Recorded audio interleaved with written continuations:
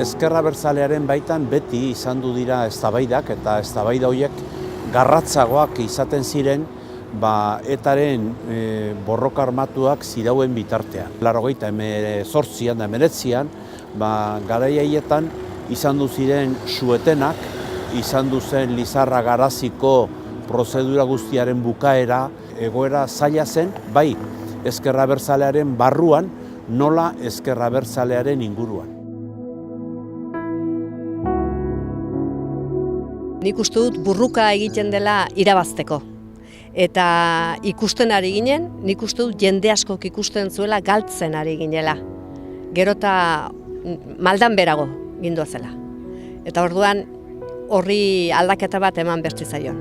Batzuk sinetsi zuten barnetik egin zitekela aldaketa hori, baina nik uste dut une hartan olako zerbait egin bertzela, atera behartzela, barnean ezintzela, une hartan.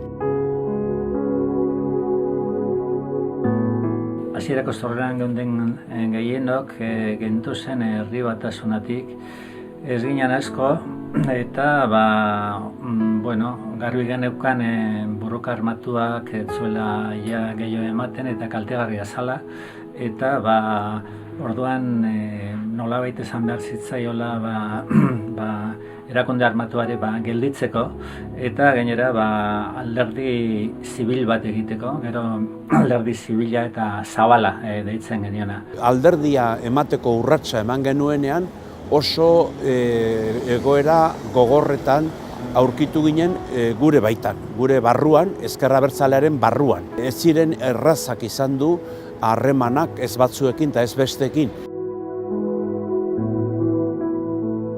Guretzat izan zen prozesu apur bat penosoa, ezta? Esan nahi dut ez genien ikusten irten biderik, gainera apurtu zen garai hartan ere espektatiba asko eta politak zabaldu zituen hori Lizarra Garazirena, eta guk horretan ibiltze zera ikusi genuen posiblea zela oin perspektibarekin ikusita apur bat zabalduko zen, Katalunian zabalduko, oin bertan zabaldu den antzeko prozesua, azken finean, batean Lizarra Garaziri esker ikusi genituen oso PNV-ko jendea eta orogar ezkerreko eta abertzalea zen jendearekin multzoka manifa guztietan, ezta? Ezker Abertzaleak zeukan urrats bat eman beharra bakearen bidean eta urrats hori ematea zen erronka bat. Bizi irauteko eta baita ere ezkerrak eta aurrerakoitasunak Euskal Herrian izan behar duen tokia bereganatzeko. Ezker Abertzaleak badu esparru bat oso zabala, aurrerakoitasunak gehiengoa du Euskal Herrian eta edozein momentutan iritsi daiteke bai Euskal Erkidego Autonomoan nola hemen Nafarroan indar politiko nagusia izatera ere. Eta erronka horretan edo lehia horretan sartzeko ezinbestekoa zen bakegintzaren arloan apustu tinkoak egitea.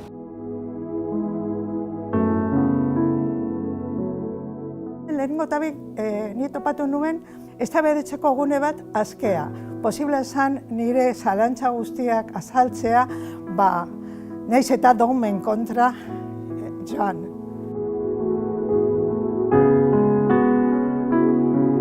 Izan zen oso lan aberasgarri,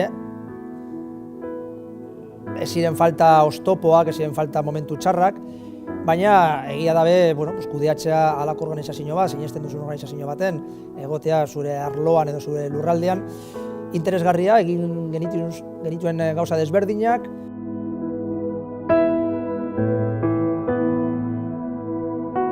Aralarzen garai hartan, pribatuan hainbat jente pentsatzen genuena, publikoki esaten zuen alderdi bakarra, ez? Egia da, hasieran kostau zitzaidala, Aralarren militatzie, beste bi lagunekin, okurritu zitzaigun Durangoko Aralarreko batzar batera joatea, agertu ginen Asel, Juanito, Jon Arza eta ni, tan bertan zeuden Joseba Azkarraga, Mikel Basabe, Jon Salaberria, Juan Luis Ercilla edo Juanean Medina Beitia, eta batzarraietan ordu bete, ordu eta erdian konpontzen zuten mundua bere osotasunean, ez? Eta orduan gure artean esaten genuen, tira Jon, guk egin beharko duguna izango da kartelak pegau, ez dekogula kapazitaterik olako eztabaidatan sartzeko. Nik ikusten nuen zela alderdi bat oso anitza, ikuspegi ireki batekin, ezkertiarra, gaur eguneko gizartean oso beharrezkoa dana. Eta ikusten nuena zen, pixkat alderdi desberdina zela. Tradiziotik ateratzen zena, agian beste ezkerreko alderdi batzuk nire ustez, kanpotik ikusita ikusten dituen enkistatuta bezala, gai batzuetan. Eta eralarri ikusten nuen askoz ere parte hartzea errazten zuela, iritzia emateko benetako guneak zeudela, beti erabakiak hartu izan ditugu era garbi batean, iritze guztia kontuan izan da.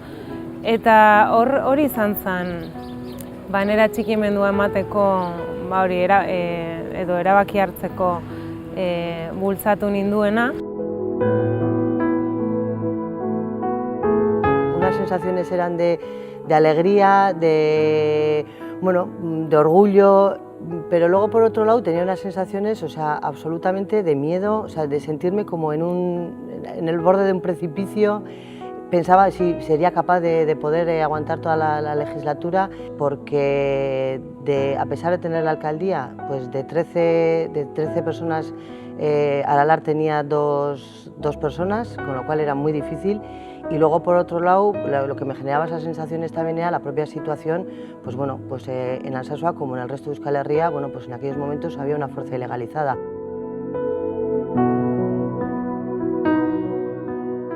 Nik uste Aralarrek bereziki 3 ezaugarri izan ditu. Alde batetik sendotasun ideologikoa, beti eduki dugu oso garbi zer nahi gendun eta nola nahi gendun. Gero beste aldetik Euskal Herriarekiko konpromisoa, egia esan da Aralarkide izatea herri honetan, askotan ez da izan bat ere xamurra, nolabait aipatzarren, eta 3. Ausardia. Nik uste, zenbait momentutan Aralarkide izatea izan dela gauza ausarta, eta ausardi horrek nolabait lagundu digu aurrera egiten. Nik esango nuke Aralarrentzat izan zela nazioartean zituen harremanak sendotzeko eta handitzeko bide eta baliabide bat. Momentu honetan Aralarrek Europa mailan dituen harreman asko parlamentuko lanaren jiratik sortu ziren. Eta bestetik balio esan zuen Aralarrek ezker abertzalean adierazten duen edo zuen sensibilitatea ere nazioarteak egotzeko.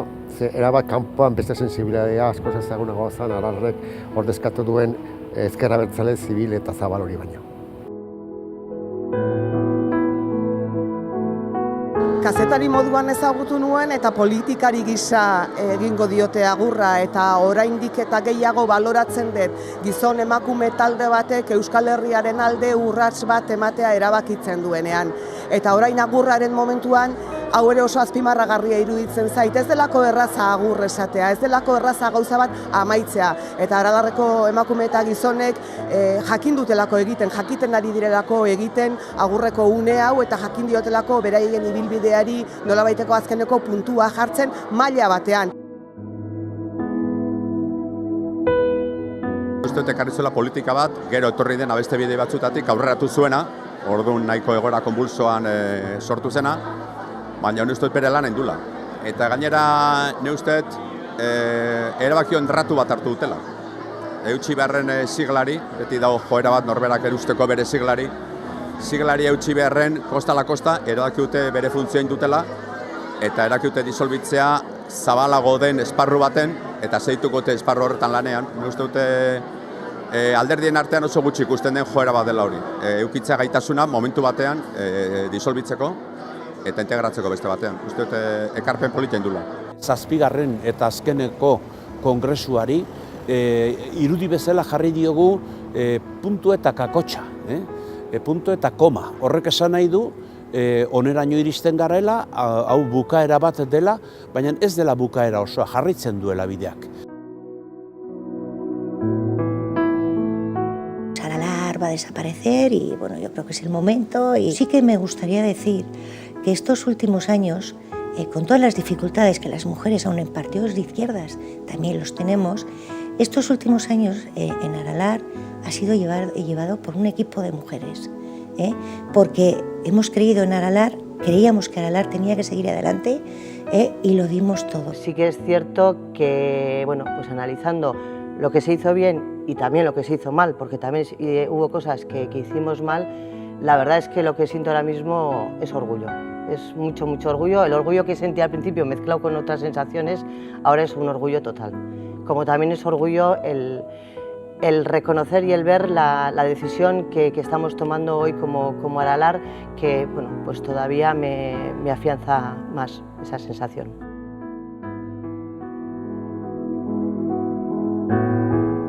Eta orain zer? Orain arte bezala lanean jarraituko dugu. Aralarkideon konpromisoa ez delako bukatzen Aralar alderdiaren amaierarekin. Azkenean alderdiak tresna bat besterik ez dira, eta Aralar alderdia sortu aurretik ere Aralarren sentsibilitatea hor zegoen, eta alderdia bukatu ostean ere hor egongo da, eta zalantzarik gabe lanean jarraituko dugu gainerako ezker abertzaleko sentsibilitatearekin batera, gure kasuan Euskal Herria Bilduren baitan, ezkerreko, egunerokoa, txindurri lanean, gure ekarpentxoa eginez, guztion artean lortu genezakelako, eta guztion konpromisoa lana importantea delako. Eta nik nire aldetik, nire ekarpena egin nahi dut, nire bizitzeko era hori delako.